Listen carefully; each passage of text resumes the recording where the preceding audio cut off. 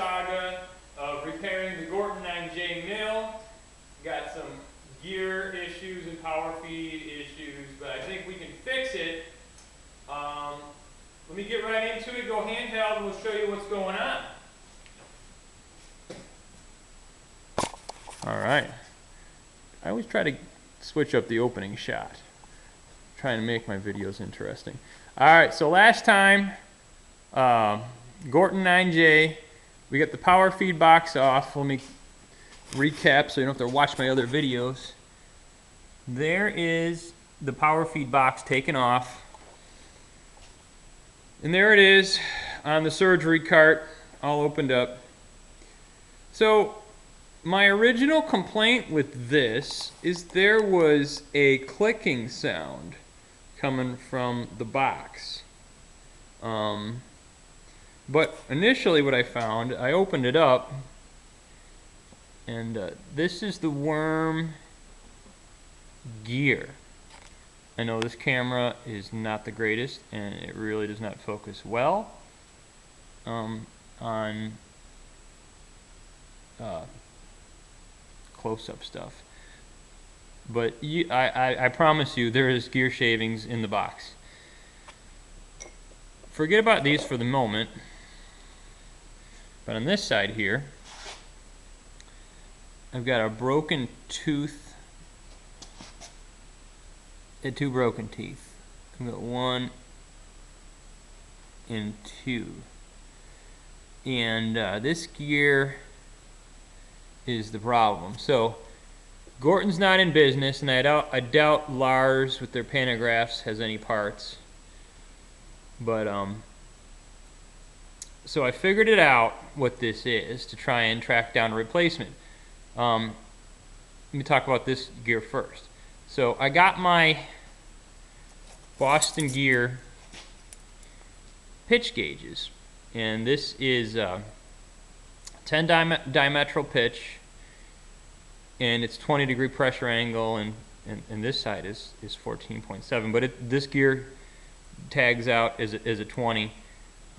So that's kind of how I figured out what's what. So this is 10 diametral pitch, 20-degree pressure angle. I'm trying to match up some gears in the Boston Gear catalog. It's a 16-tooth bevel gear.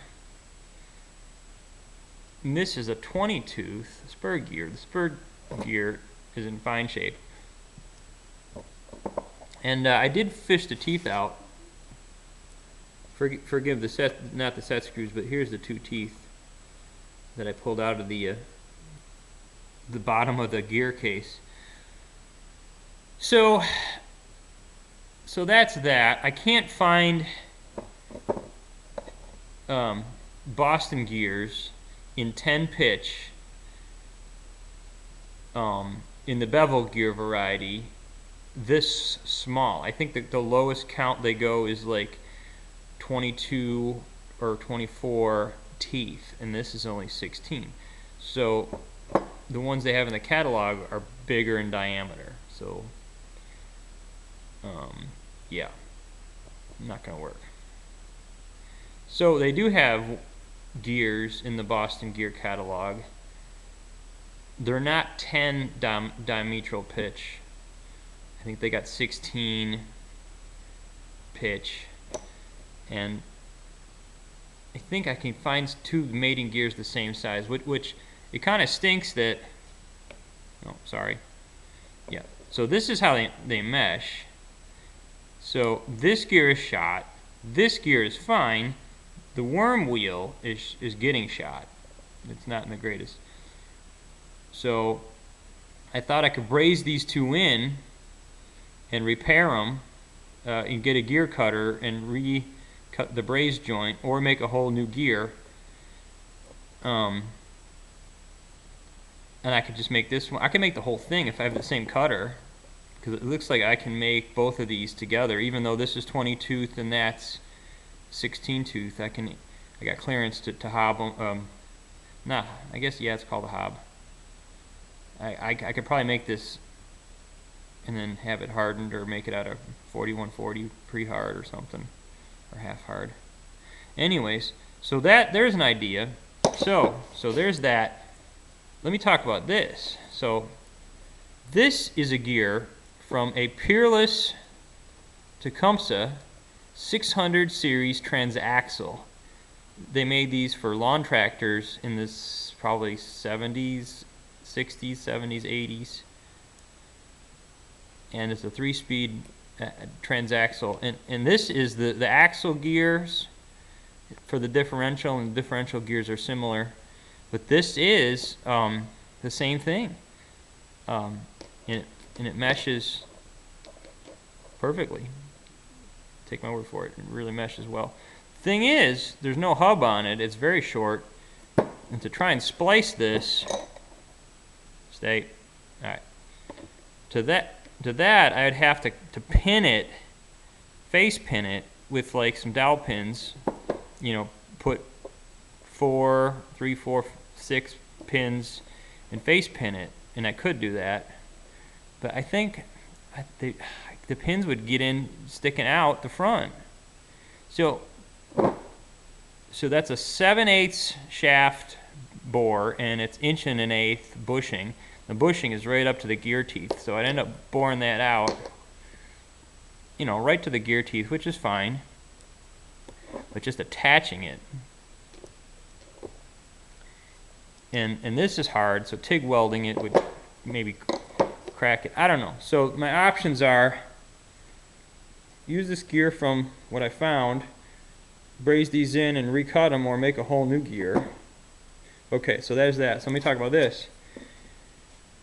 The worm wheel seems to be in fine shape. It's a single start. Okay, so worm gears go by center distance spacing. So what I got here is there's the shaft.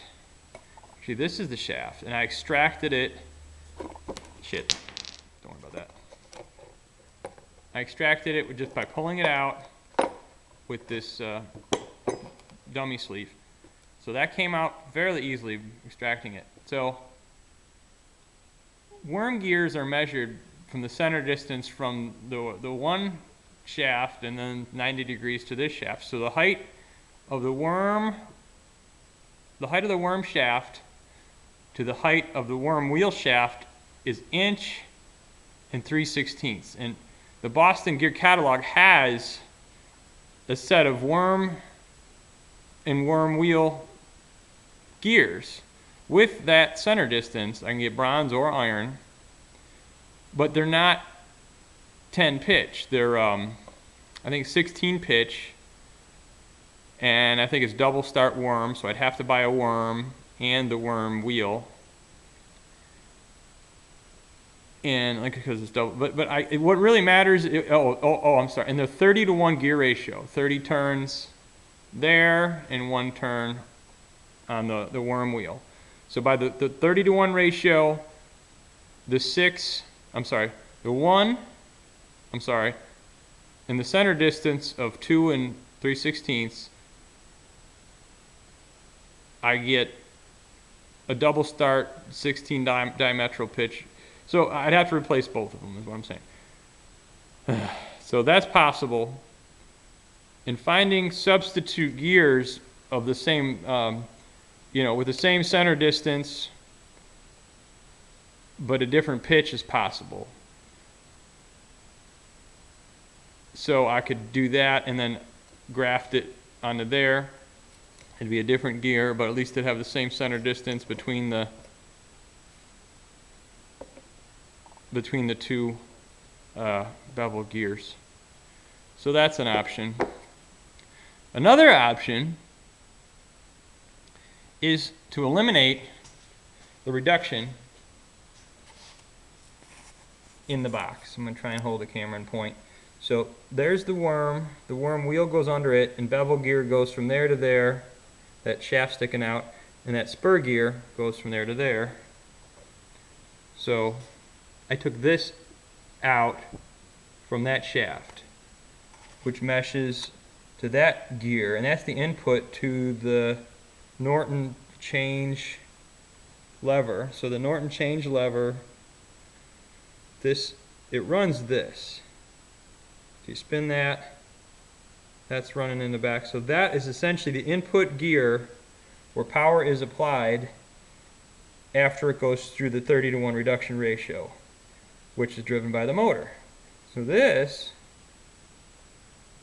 is that. And that's a shaft coming out, and there's a collar with a taper pin.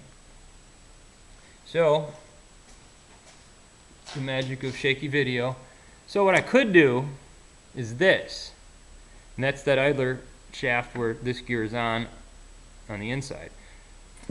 So that could be driven if I put an external 30-to-1 gearbox. So I put, see, this is like a Lovejoy coupling. This is actually a Boston gear coupling. So if I eliminate this and just put a coupling on here, I could put a box on, but the problem with this is if I come straight out here with the 3-jaw coupling and put an external 30-to-1 box with the motor, is this. Yeah. So the input shaft now is concentric with all this works for the motor, right? The motor goes in this housing. So it comes out right there. The shaft that I'm talking about driving comes out right down in this little corner, which, well, there's that oil well. So it's kind of tight in there. So what I have to do is somehow put a chain or some gears on it. I'm thinking about a chain to loop it back up to here. And the chain would probably be oil bath lubricated by the oil in here. So let me take it back over.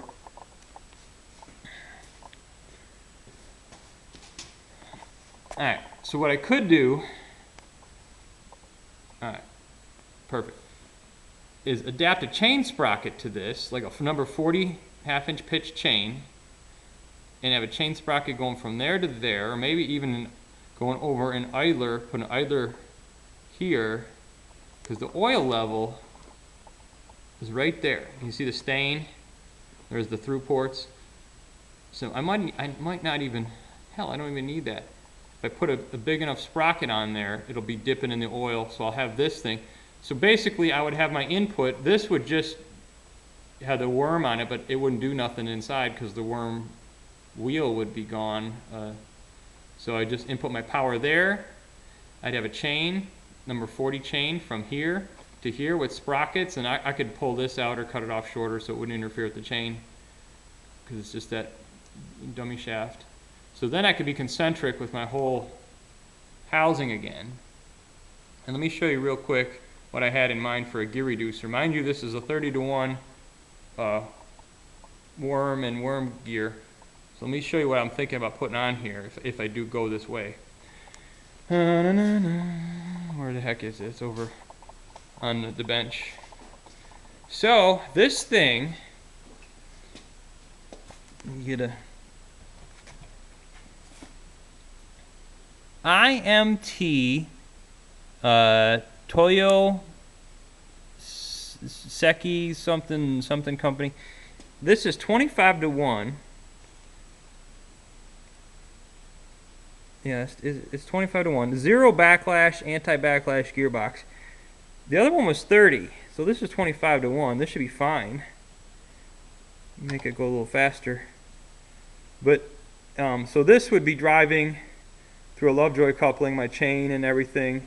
And I could make a flange mount, you know. And I've got a motor. This is a flange mount also. I've got a motor, a European motor, that would go right on here with the coupling and everything. So that's kind of what that is. But I just wanted to show you what I was up against with the whole Gorton gearbox, and show you what my options were potentially going to be. Until next time, hope you enjoy. This is Doozer Shop.